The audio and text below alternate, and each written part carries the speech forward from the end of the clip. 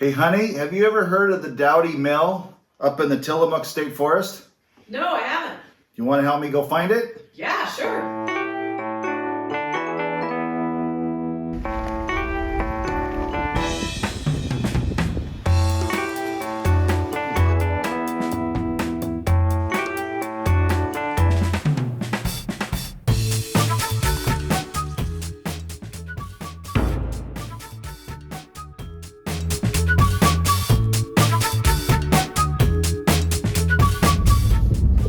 We're in the area. We're officially on the hunt. So looking at the GPS, I put where I think the mill is. Now we're driving the back roads, just seeing how close we can get to that spot. By accident, I stumbled across an account of one of the first lumber mills in the area. The Douty Mill was owned by the Multnomah Lumber and Box Company. It popped up during the logging boom of the 1920s, and little is known about it other than it was abandoned after the first Tillamook burn in 1933. By piecing together sparse clues, I think I found a good location to the mill site. I realize that this location is not a great big secret, but it was fun trying to find it from scratch all by myself. Okay, so we're looking out here. There's where I think the mill is on the creek there, because they would have dammed it up. And there's where we are, and we're following these back roads, and we're just trying to get maybe into this area where we're close, and we can hike the rest of the way. That's the plan.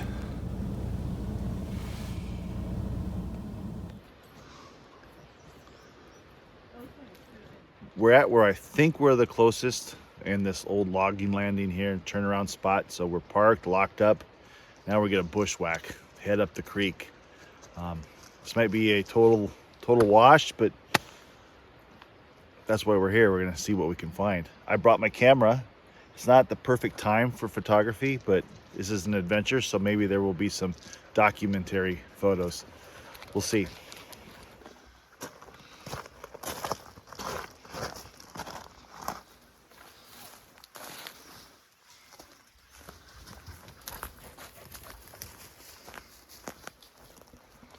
Gotta watch out for Devil's Club. Well, look at that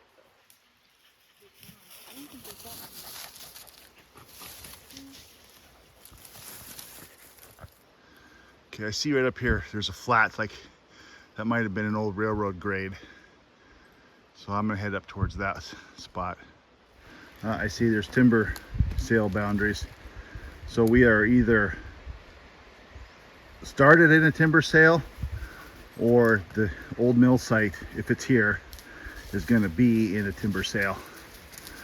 So this is second, third growth timbers. This is the size of stump that, size of trees they must have been logging back in those days. You can see it's a nursery stump. Whoop! So how big around do you think that is? Or what do you think the diameter of that is?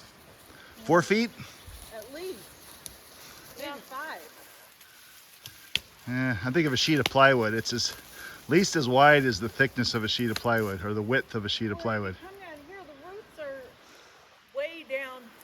I mean, it's massive right in through here. True. We're only seeing the tip of the iceberg. You should see the size of the bark falling off. I wonder how much of this is rotted away. Oh and how yeah. wide it would have been originally. And look how the bark comes way out off the back. Look how high they had to stand when they cut it. Yeah. They couldn't cut it right next to the ground. So you see those logging competitions when they're standing on springboards to do their work. This is why they would use them. They'd put a springboard in and they would start cutting the tree, 6 feet off the ground.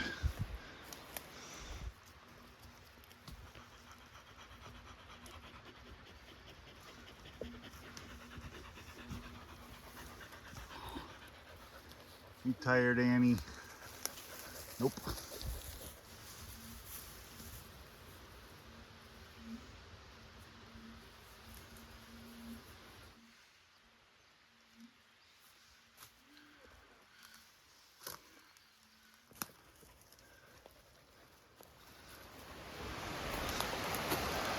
Ooh.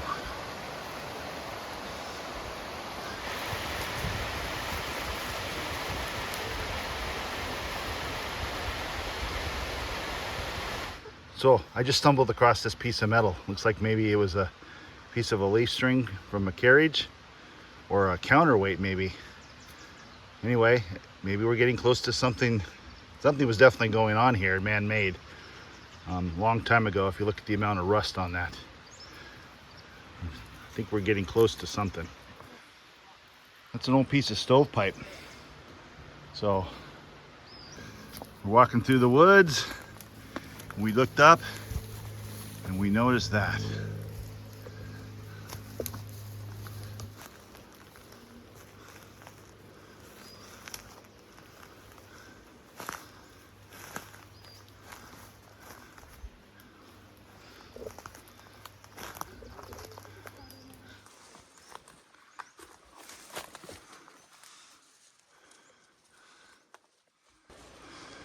Well, judging by the graffiti in the litter, it's pretty clear we're not the first ones to be here in a long time, but still pretty cool.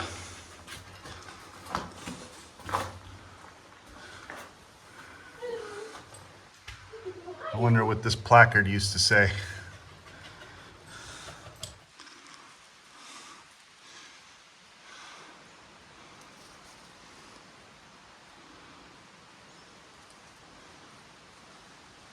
Full of bullet holes down there, but that's maybe an old water tank. Now I know when the fire ripped through here in 1933, it kind of wiped out the mill. And they abandoned it in 1933. I was reading that.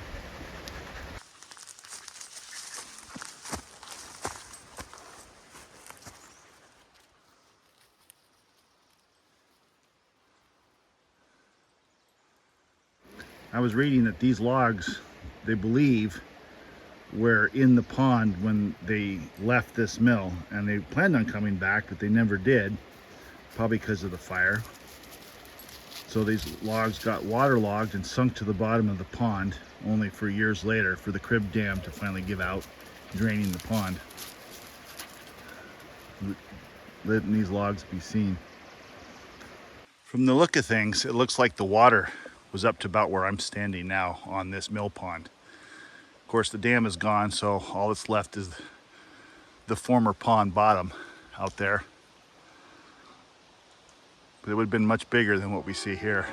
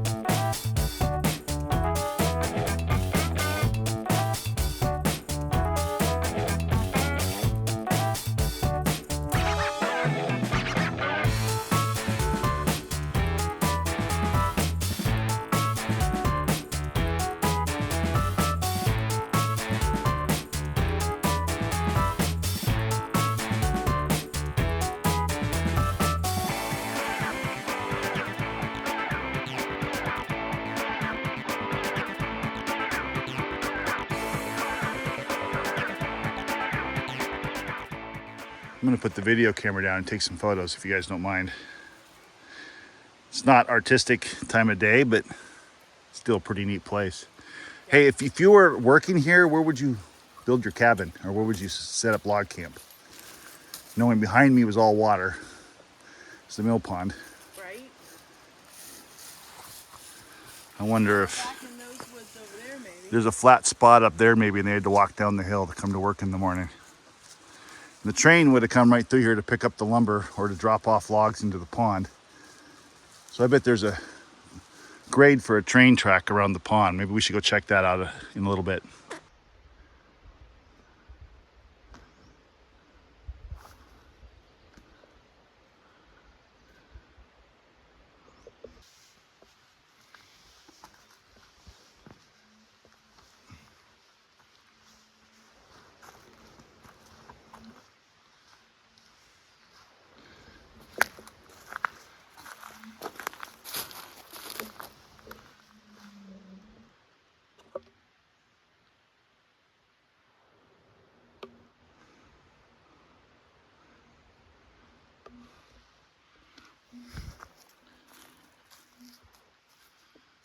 Found these spikes and a mortise in that log. Makes me think that this was a raft log. Probably had a part of a structure that floated on the pond, maybe to funnel logs to the mill. I'm just guessing though. This is not wood. No, No. so these are metal planks or metal bars. Right, Annie? Are they metal bars? Going, going. I wonder if they were like skids for pulling logs up to the saw so it didn't damage the wood. I don't know. I'm speculating again. Going out onto the pond.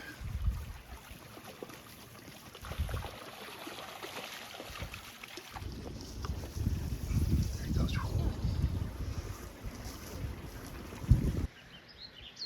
I think we're seeing a salamander orgy.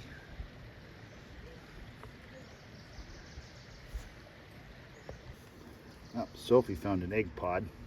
Looks like we might have had an old beaver dam here.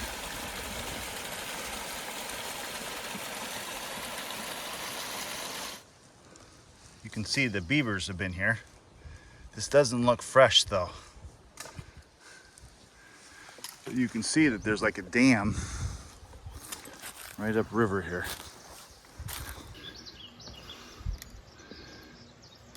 I don't know what these are. Are they buttercups? If I find out what they are, I'll put their name below. We just bushwhacked our way to find the old Douty Mill. But I see there's a trail. Someone knows the right way. This might have been the old railroad grade or the old road to get here. I'm not sure, but we're hiking out a much easier way than we came in.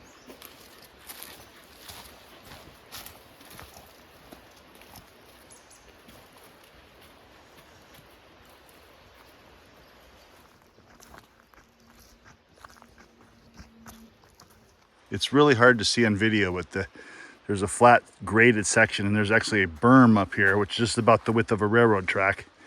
And again, it's hard to see on video, but I bet this is where the spur line went and they dumped logs into the pond, down the bank into the pond. Cool. They salvaged the rails after the fire, from what I read. So there are no actual rails left.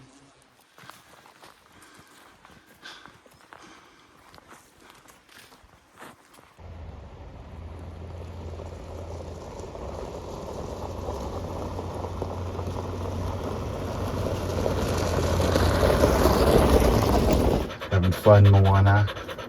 Having fun?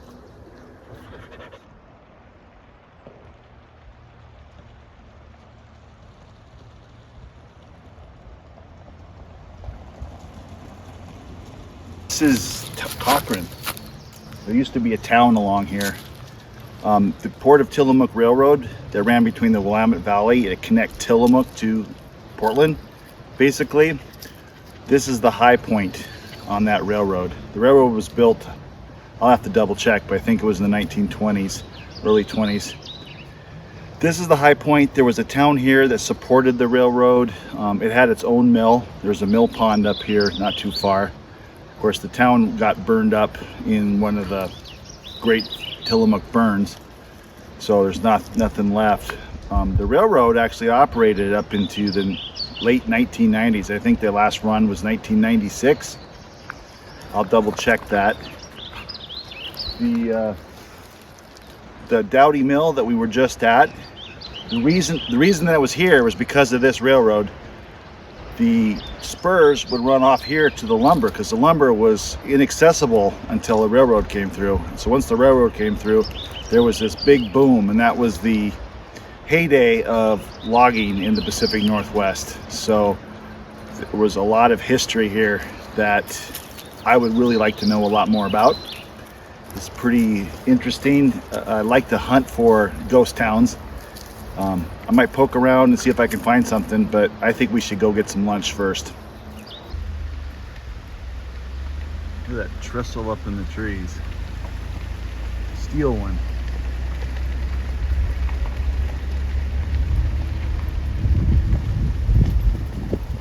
We're sitting here enjoying our lunch. We We just hiked up to the Douty Mill. So the story with the Douty Mill, and I was reading this online, is that the mill was built after the Tillamook Railroad was punched through the wilds between Portland and the city of Tillamook out on the coast. Doing so opened up these vast tracts of forest that could be harvested for a country that was, hungry for timber. So several lumber companies took advantage of this rail line opening up. We were just at Cochran, and that's where the summit of this railroad was, and they had a town there that supported the railroad, cut cordwood and had maintenance, and they had a mill there as well, because as long as the trains were stopping, why not fill them up with wood? And it cost a lot to have a train, so they were always looking for ways to make money and cargo to haul. They started this mill. They wanted to get their finger in the pie, so to speak, and so they were searching around, and they found a good spot at that place we were just at. And so they built the dam, built the pond, they built the mill, and the mill was operational for, I think it was less than 10 years. And it was also very difficult to build a rail spur line because of how steep it was. But as you can see when we were there, it's not a complete secret. People know about it. There was graffiti and litter and lots of redneck glitter, shell casings and stuff. So it was my first time, and I was just reading about it. I love the history. I wished I had more opportunities to go out and find historical things around here. As far as photography goes, it was not a good photography trip. It was a little bit of a scouting. That old structure might be interesting. Maybe I can make some black and whites out of it, but in the middle of the day, with such contrast shadows and bright spots of light coming through the forest, it just was too hard to make a good photo. So I don't have much hope, but the adventure was worth it. That's kind of the story for me. I do a lot of scouting and a lot of attempts, and occasionally you get some good ones, but most of them aren't as good as your best shots. But it's fun trying. I know this is the part of the video where I usually explain how I made my photographs, but as I stated just at the end of the video, I don't have much for this trip. I did get one of a trillium that I kind of like, and I thought I'd just share it. Anyway, thanks for tuning in again, and I will see you on the next one.